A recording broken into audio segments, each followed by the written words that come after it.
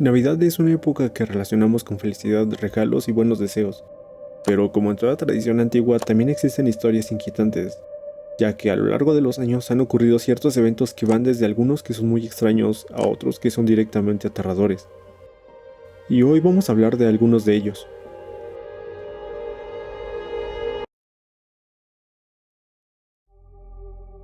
Por ejemplo, podemos empezar con un caso bastante conocido, el de la familia Soder. Para esto tenemos que irnos a Estados Unidos, específicamente a Fayetteville, en Virginia Occidental. La noche del 24 de diciembre de 1945, la familia Soder celebraba la Nochebuena como cualquier otra familia.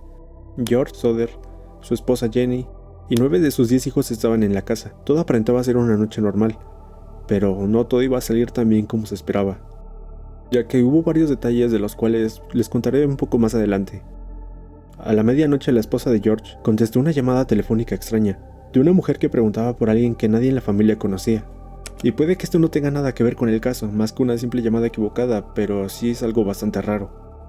Pero continuando con la historia, alrededor de la 1 de la madrugada, cuando todos estaban dormidos, Jenny despertó por un fuerte golpe en el techo, como si algo o alguien hubiera caído y rodado. No escuchó nada más, así que volvió a dormir. Pero minutos después, el olor a humo la despertó de nuevo, y ahí fue cuando se dio cuenta de que su casa estaba completamente en llamas. Rápidamente despertó a su esposo y junto a él lograron sacar a 4 de sus hijos, John, Marion, George Jr. y Sylvia, pero 5 de ellos seguían atrapados en el ático.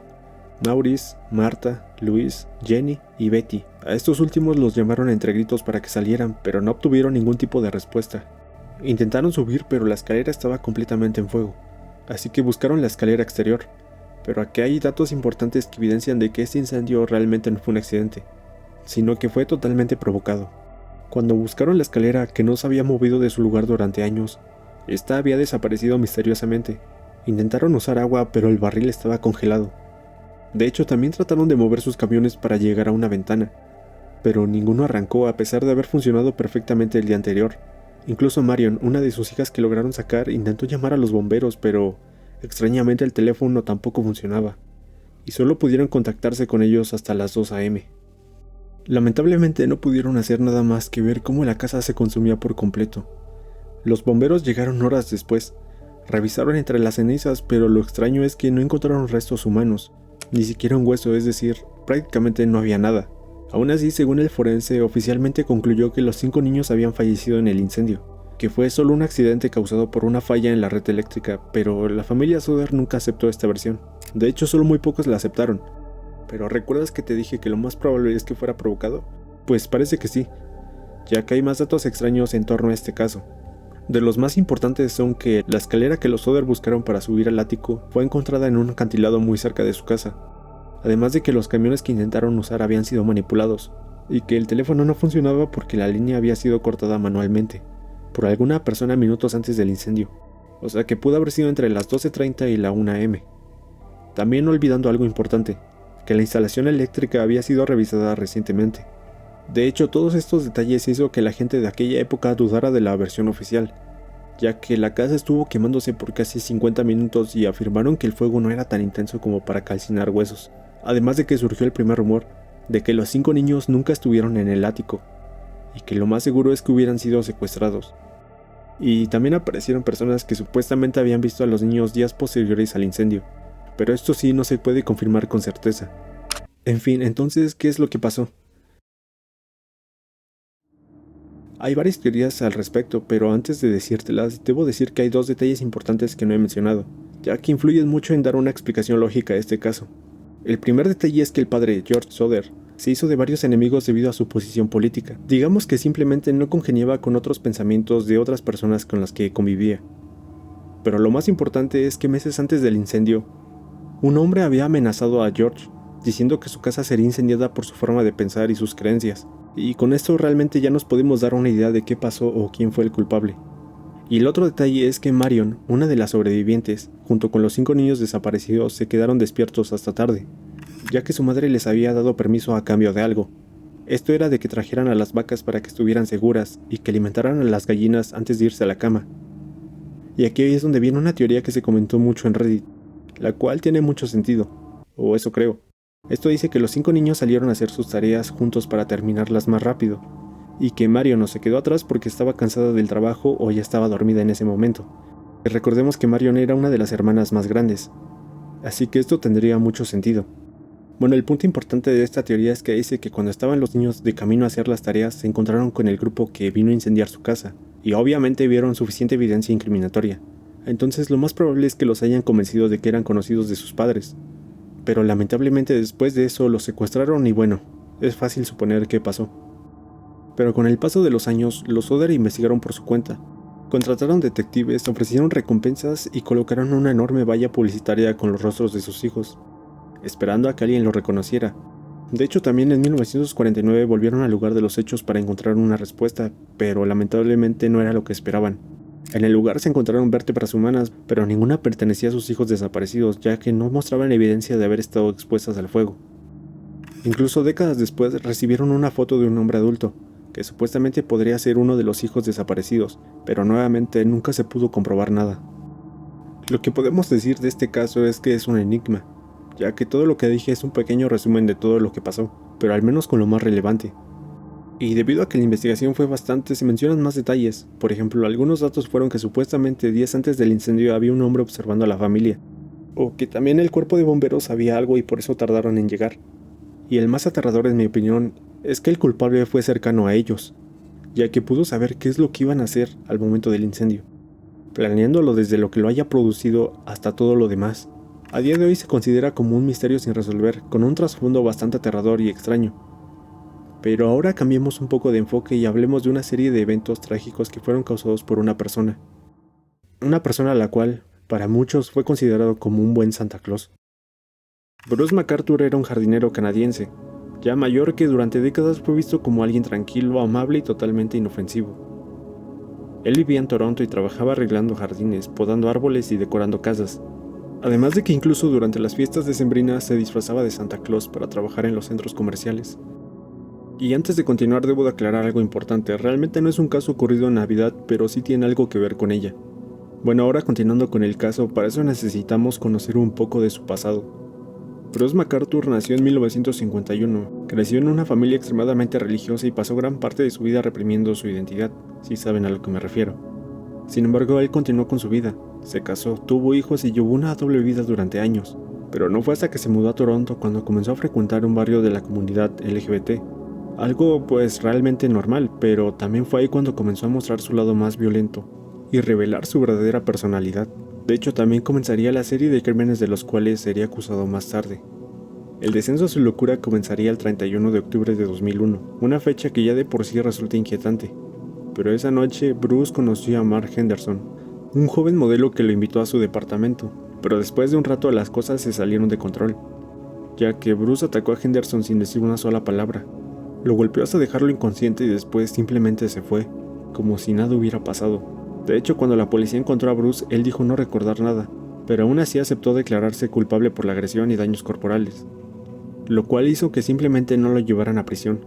Pero esto no acabó aquí. Durante casi una década no volvió a atacar a nadie, siguió con su vida y con su trabajo de jardinero, pero no fue hasta el 2010 cuando ya estaba a punto de cumplir 61 años, que comenzó con su vida como asesino serial. Su primera víctima fue Skanda, un refugiado tamil de 40 años.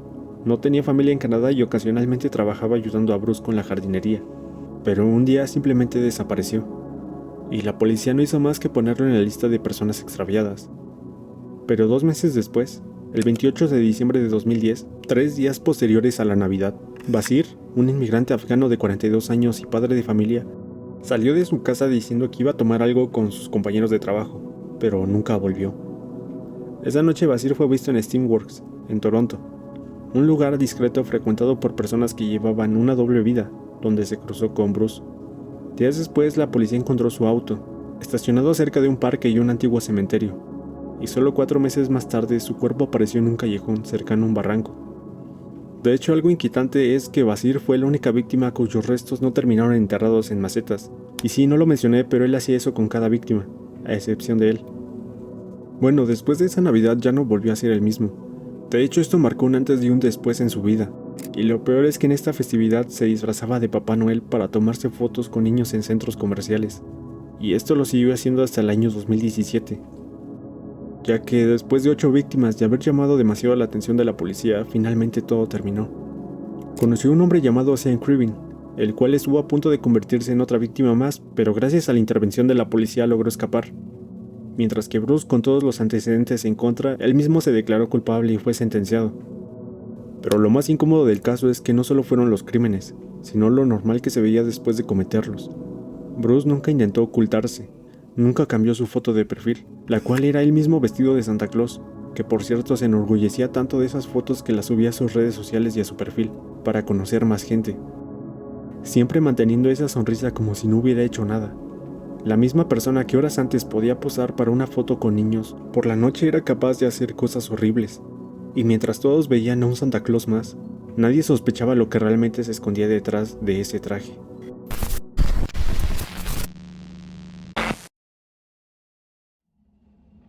Ahora nos ubicamos en una pequeña granja a las afueras de Germantown, Carolina del Norte.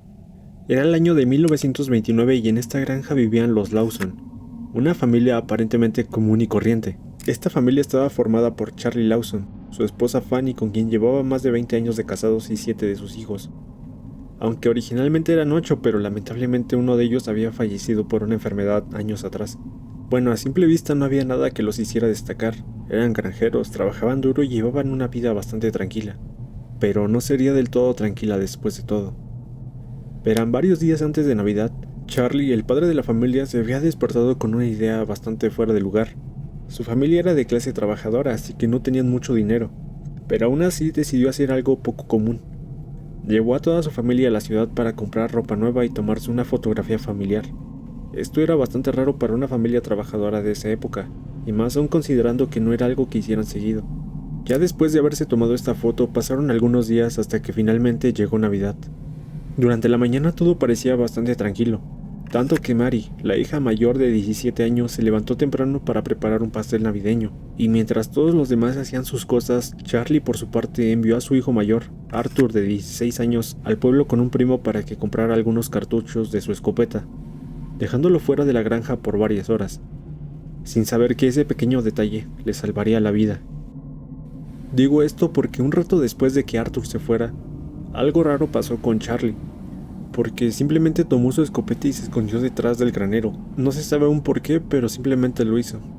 Así que una vez estando en esa posición, esperó a que 2 de sus hijas, Carrie y Maribel, fueran a visitar a unos familiares. Así que cuando las tuvo a su alcance, tomó la escopeta y bueno, se aseguró de que no quedaran con vida. Después regresó a su casa y sin piedad acabó con todos. Primero a su esposa Fanny, luego a Mary y por último a los más pequeños, James, Raymond y finalmente a la bebé de apenas 4 meses, quien tampoco sobrevivió. Se dice que después de todo esto Charlie se adentró en un bosque cercano y horas más tarde se escuchó un disparo. Esto fue suficiente para que muchas personas en las cercanías comenzaran a acercarse y ver qué es lo que estaba pasando. Así que cuando la policía llegó al lugar junto con Arthur, encontraron a toda la familia sin vida y el cuerpo de su padre junto a un árbol. Alrededor de él había huellas que formaban una especie de círculo, como si hubiera estado caminando por un largo rato. Además de que también dejó algunas cartas, pero en ninguna explicó el motivo del por qué lo hizo. Y bueno, como en cualquier caso de este tipo, también hay teorías al respecto de qué es lo que realmente ocurrió.